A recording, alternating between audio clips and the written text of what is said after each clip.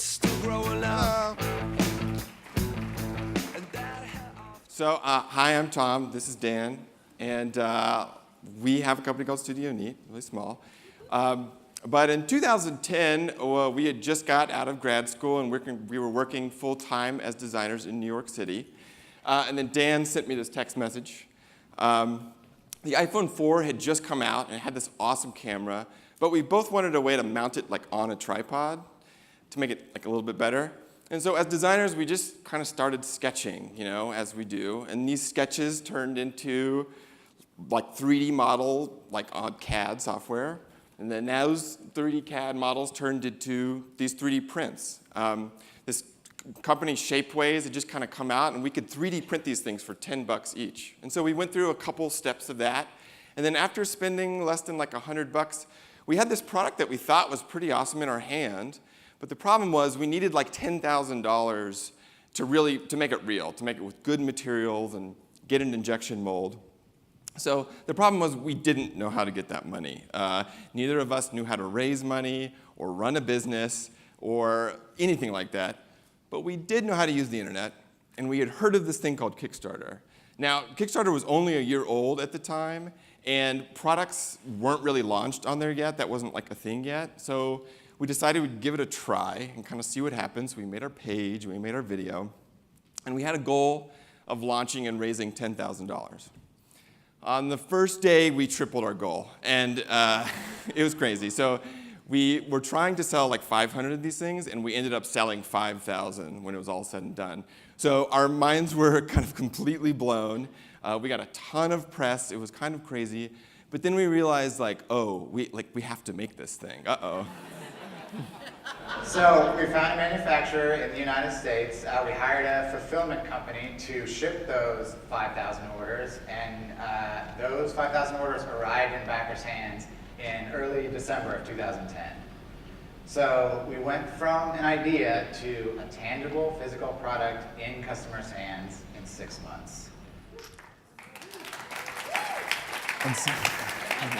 And so we wondered, could we do that again? And the answer, in short, was yes. 4 months after shipping the glyph, we launched the Cosmonaut, quit our jobs, and took Studio Neat full-time. Since then, we've launched a bunch of stuff. We've been doing this for almost 8 years, and we've shipped over 20 products to nearly every country in the world. So we realized that we seem to have kind of developed a process for creating and launching products that is predictable and repeatable and is basically the backbone of this two-person company. We're still surprised at what just 2 people can do. So we wanted to share that process with you all today, how we've kept things small, simple, and done things our way over and over again. And we hope that by sharing this process, we can kind of demystify things and encourage you to try yourselves. So, okay, first things first, you need an idea, right? People ask us this all the time. How do you guys come up with your ideas? And the answer is we don't. We don't sit around brainstorming ideas. The ideas kind of like come to us. We kind of like run into them during our daily lives. But one of the ways we kind of try to facilitate that is to try to really pay attention to the little frictions in our lives. So, maybe we're working at our desk and we want a notebook there, but there's not really one that fits, or maybe, we can never find a backpack that travels with the way we want to travel. Basically, all the time, we're kind of just scratching our own itch with this stuff. And so we solve the problems that we ourselves have in our lives, and then we have faith that other people have those problems too. So we'll sit with the idea for a while, and if we're both excited about it, then we move forward, which means iteration. And that just means making the same thing over and over and over again until it's right. This process usually takes months, and this is kind of where the real work happens. So since we're typically dealing with physical products, we want to get something physical in our hands as quickly as possible. And so this is kind of what's known as a quick and dirty prototype. So here's an example. One of our recent products is called PanoBook, which is like a panoramic notebook for your desk that kind of sits in front of your keyboard. And so the first prototype was literally just a sketchbook that we had lying around that we kind of sliced down to size to get a sense of the ratio. So these easy, low-fidelity prototypes, but it's a really fast way to test if your idea has any legs. So from there, we'll move on to kind of a more high-fidelity prototype, usually with the final material that we want, with kind of closer dimensions. But that can be like really tricky. So we've kind of slowly amassed these tools that help us do that. So we have some 3D printers, we have a CNC router, a metal lathe, some shop tools. But all of those things have been really important for us to have in-house, because when you have these tools in-house, it means that you can iterate through a design like 4 or 5 times in a day, which means we can just move really quickly through that design development process. But of course, you don't need to have those machines in-house like when you get started. So we certainly didn't have anything. We were like living in New York in apartments. So there's awesome services today that you can basically make anything over the internet now. So there's 3D printing, machining, laser cutting, molding. The only downside to using services like this is it usually takes about 1 to 2 weeks from when you submit the drawings or whatever to where you get your final parts. So that can kind of slow things down. But it's like absolutely amazing that these exist, and we still use them sometimes if we're kind of doing something more specialized.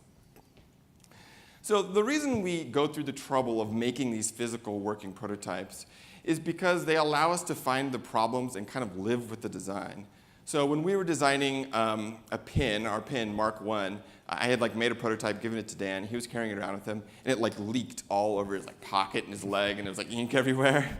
And the problem was that the ink cartridge didn't go in far enough into the pin, and it was a really easy fix, just like tweaking the dimensions. But we never would have found that problem if we weren't kind of living with the design as we were working on it. So we typically kind of call this dog fooding, and we think it's really important because by living and working with those like kind of design, we hopefully find all of the problems before the customers do. We're kind of our own guinea pig. So concurrently during this iterative design process, we're also thinking about the story. You know, what is the marketing message? How do we explain this product to customers? And what we've realized over time is that iteration and story actually work hand in hand, and they essentially inform one another. Let me give you an example. So the aforementioned Pano book, we were really interested in making a notebook. We were kind of banging our heads against the wall. We couldn't quite come up with kind of an interesting angle on a notebook. And then we finally had a key insight. You know, what would it mean to make a notebook that's designed specifically for your desk? You know, what features and qualities would it have? And so this insight informed every step of the design process, and it actually became the tagline for the product, a notebook for your desk. So what we've learned is that this aha moment, this product insight, actually becomes the marketing message. So basically, if you have a clear insight, then your marketing story, kind of writes itself. Okay, so let's say at this point you've iterated and you've refined your product and you've built a compelling story around it, and you're really excited about what you've made. And so now what? How do you get this thing into the world? And so more often than not, we've used Kickstarter. We've had 8 successfully funded projects on Kickstarter to date. And it's not always a good fit. We don't always use it, but when it works, it can be fantastic. So why would you use Kickstarter? Surprisingly, it's not actually just exclusively about the money. We've found actually 4 compelling reasons to consider using Kickstarter. The first is idea validation. Should you even make this thing? We mentioned that we've had 8 successful projects. We've also had 1 failure. It was a smartphone-controlled laser cat toy, which sounds ridiculous in hindsight.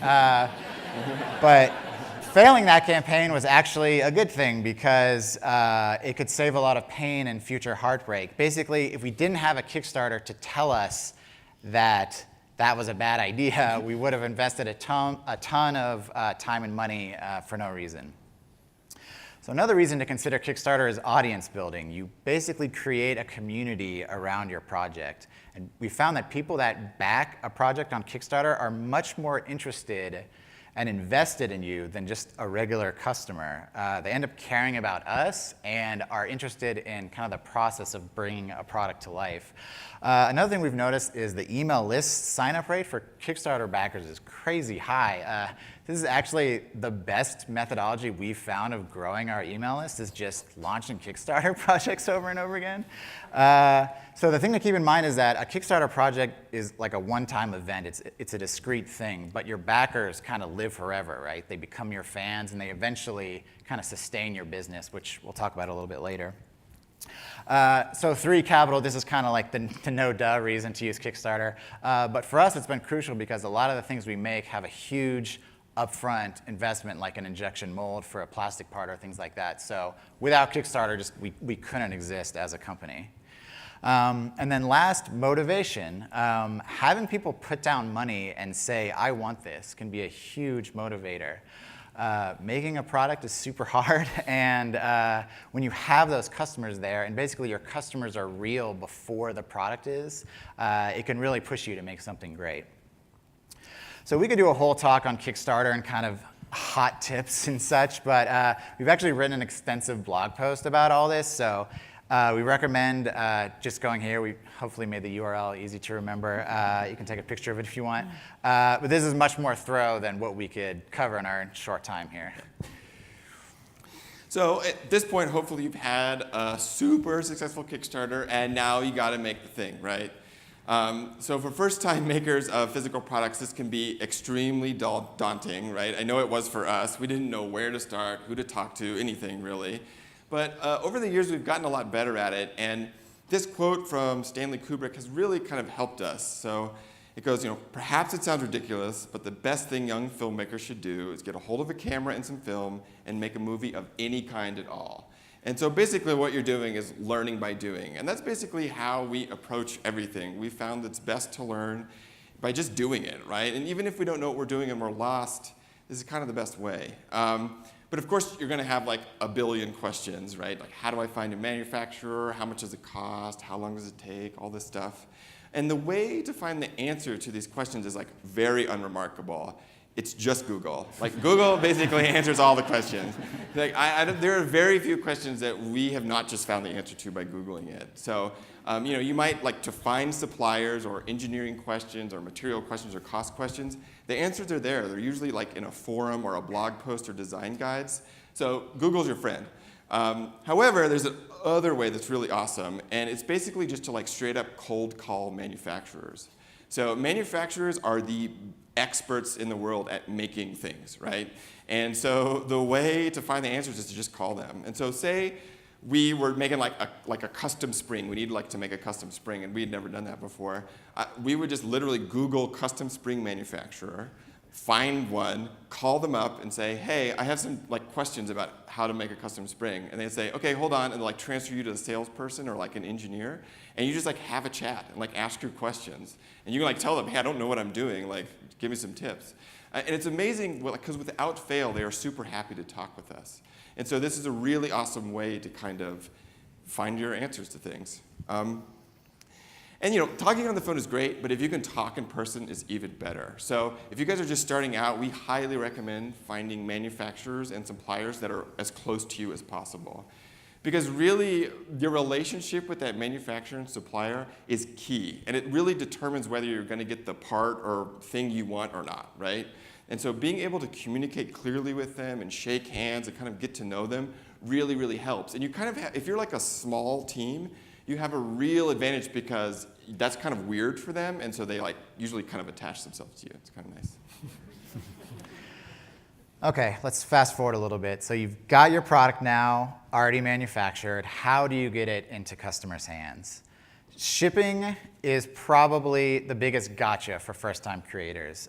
Shipping costs are hard to predict exactly, so we generally try to be generous with our estimate, especially if you're doing like a Kickstarter and you need to factor it into your funding goal. That's super important. International shipping as well is kind of its whole mystery box, and it's generally much more expensive than you would think, so factor that in. We've been doing this for 8 years, and we still make mistakes. The aforementioned Panobook notebook ended up being slightly over £1, which pushed it into another shipping tier, and it was way more expensive than we thought it would be. So we're actually working on a new notebook now where the weight of the notebook is a design constraint, so we can stay under that shipping tier. So again, like Tom mentioned, like you just learn these things by doing, but it's good to be aware of all these gotchas. So there are many ways to get a product from point A to point B into your customer's hands, and we've kind of done them all. You can use actual stamps. You can use a postage generator like Stamps.com or ShipStation. Sometimes your manufacturer is actually able to ship products, and that might be a reason to go with a certain manufacturer if this is your first time doing it. And then you can use something called a 3PL, which stands for third-party logistics, which is basically a company that holds your product in a warehouse and then ships it to your customers as orders come in.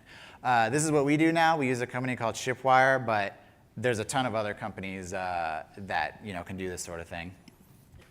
So another recommendation is there's a YouTube show that's called Shipping Things, and it's by our good friends at Lumi. And this is a really great YouTube show that really demystifies a lot of the shipping and packaging stuff, so I'd highly recommend checking that out.